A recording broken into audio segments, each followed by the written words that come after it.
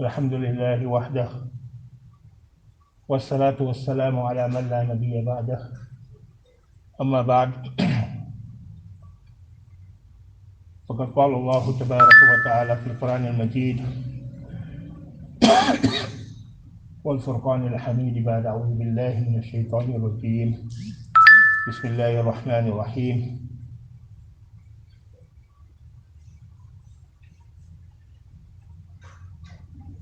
لا أقسم بيوم القيامة ولا أقسم بالنفس اللوامة أيحسب الإنسان أن لن نجمع عظامه آمنت بالله صدق الله العظيم وبلغ رسوله الحبيب الكريم ونحن على ذلك لمن الشاهدين والشاكرين والحمد لله رب العالمين. Respected elders and brothers, in the past 2 weeks we explained the hadith wherein certain conditions and signs were predicted by Nabi sallallahu alaihi wasallam that will be prevalent and visible in the dunya, which will actually be a reminder for us that we need to take heed, to take stock of ourselves and really see what part are we playing in either bringing Qiyamah closer, or how are we trying and improve our condition. Remember, one very important factor about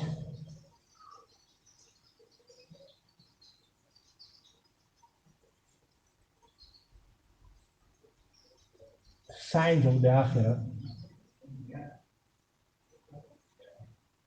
there will be, just for us to understand, there will be a battle that will take place between two Muslim armies. And we're seeing it very commonly now. Whether you look in Afghanistan, you find ISIS attacking the Taliban government. You see in Syria it's the same situation, the one attacking the other. Whether it be Jabhat al-Nusra or whether it be ISIS, they're fighting among themselves. And there will be such a severe war that 70% of both sides will be killed. Using the word for killed, and then say most of them will be Jahannams.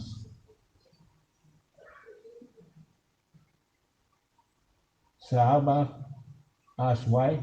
Their intention were wrong. Why were they fighting? Although they might be claiming they're doing it for deen, but what are they really doing it for? A person might be reading his 5 times salah standing here, and yet at the same time he's feeling himself to be better than somebody else. He already dropped himself in the eyes of Allah. Already showing pride. So many other things. In the same way there, in accordance to what our true intention is.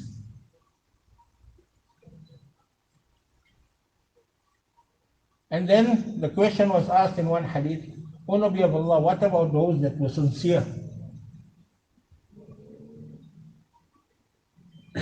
Nabi sallallahu alayhi wa sallam said, Kullun yuhsharu ala niyatihi.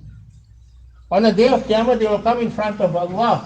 They will be resurrected and their hisab will be taken in accordance to their intention. If they were truthful, they will get their reward.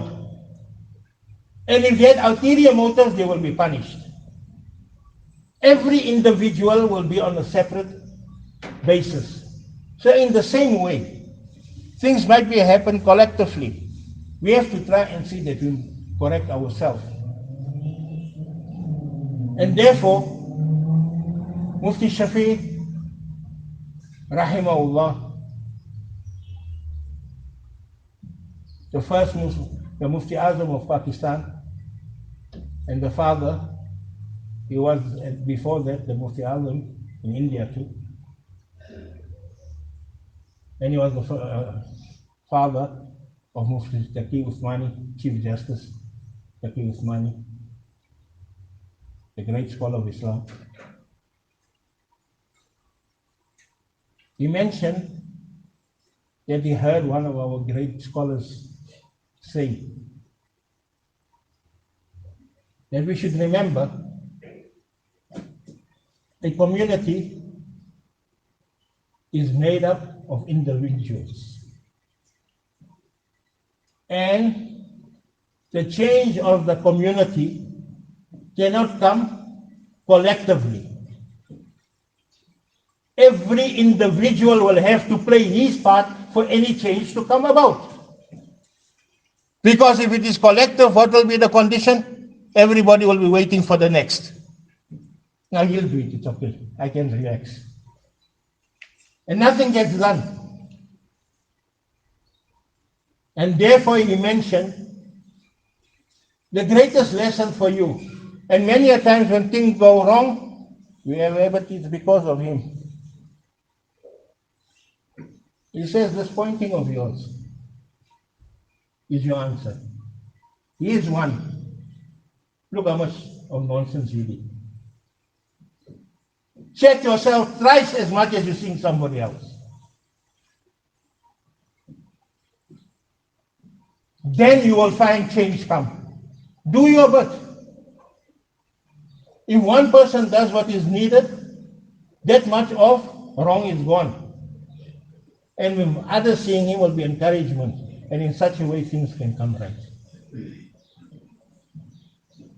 So in the same way, we should judge ourselves in accordance to what was mentioned. We mentioned a few points last week. Gave you the translation of the previous week's part of the hadith concerning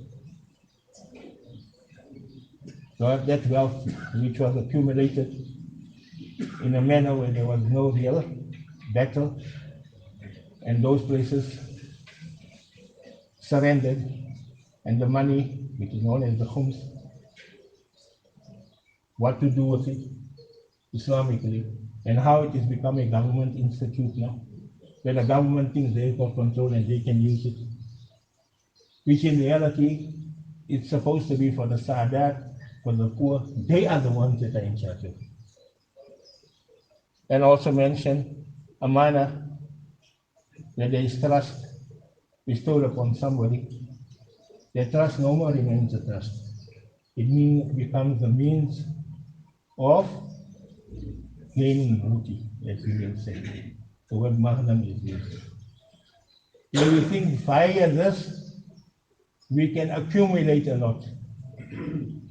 Take what is given to us as trust.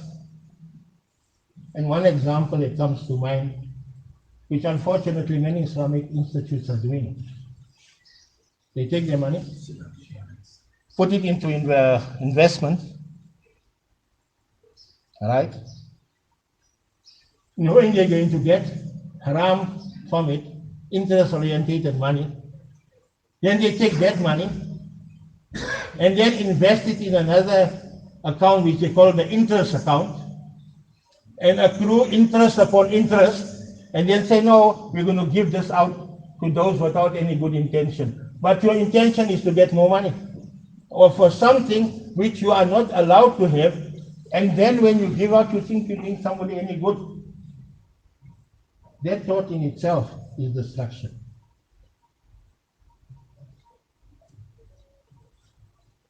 So therefore, that amana is given to you to distribute zakat. Sometimes many big institutes keeps it up for years, and they have it in an account, and it's not done. Whatever.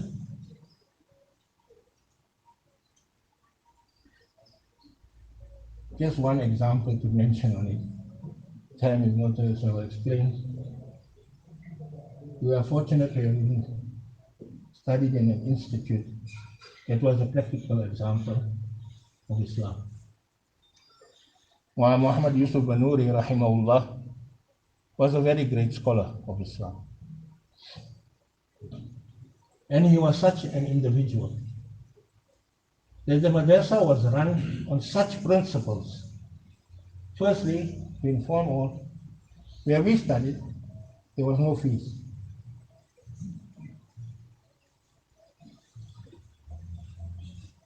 Two pairs of clothes were provided to the poorer students for summer and two for winter. So you can wash one and have another one if you had no income. Meals are given in the afternoon and evening. For breakfast, in our time was 100 rupees, which was a lot. Your breakfast for the whole month will cost you 60 or 70 rupees. 100 rupees was given to you. And all you needed was to study. Yes, it was tough. Gates were locked. You sit and study till 11 o'clock at night, whether you like it or not. We're in the center of the city. You're not allowed to take one step out of the gates without permission. You're given time. And he had this usul on one occasion, and we've seen this in our time, done by his son-in-law and the principal of our time. May Allah fill their covers with nur. A very extremely rich sheikh from the Arab world came after Ramadan, knowing that the madrasas normally open in Shawwal, came with a big amount. I'm talking a few million US dollars to give as a donation to our madrasa. Most of it is zakat, knowing there are a lot of zakat cases. Where we studied before, in our time, there were 4,000 or 5,000 students. To Allah's fazl, with all the different branches today, there's 27,000 students. In that, he came with the amount. And when he went to the treasurer's office, where people come and give their donations, he was told, make us maaf, what we need for the year, because they don't collect besides Ramadan, we have accumulated, we don't need any extra. We cannot take your money. He became upset, traveled all the way to come give the money, but you can use it or do something else. When he met Muhammad bin Nuri, rahimahullah, Muhammad mentioned to him one thing.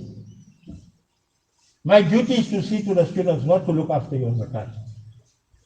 I cannot take that responsibility. If something happens wrong with it, I will be answerable to you, Allah. And your zakat is not accepted because of my mistake. What we need, and we know we can put it in a proper way, we will only take that. Make us maaf. He understood and he went away. The next year he came, when the madrasa closed on the 15th of Shaban and the doors were collected open, he was the first person standing at the door. And this time he never got $2 million US dollars, he got 20 million. He said, you take all the money, if you need more, I give you, don't go out for collection ever. Maulana said, don't deprive the others of having their barakah also and giving their share for the students.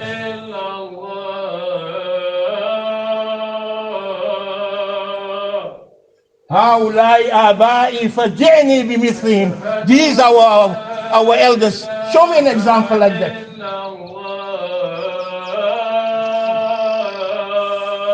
And in our time, a similar thing happened. That person changed all his money. He said, my intention is lillah, and he gave all 5,000 students 1,000 rupees at that time, which was sufficient to run you for 3 months. As a foreign student. And he came the next year, the same thing happened. Until today, the only madrasa in the world that I know that never went out to any country to collect is Allah sends them to the door. And those are the true Sadat, the family of Nabi Sallallahu Alaihi Wasallam. So reality, this is what is required from us. It's easy to do things, but the repercussions are great. And then with our zakat also, give it. You cleansing your wealth. You bringing barakah for yourself, it's not a tax. Don't try it, God. And lastly, we mentioned, remember, whatever we do, give preference to God. Whatever you learn, let deen always be in there.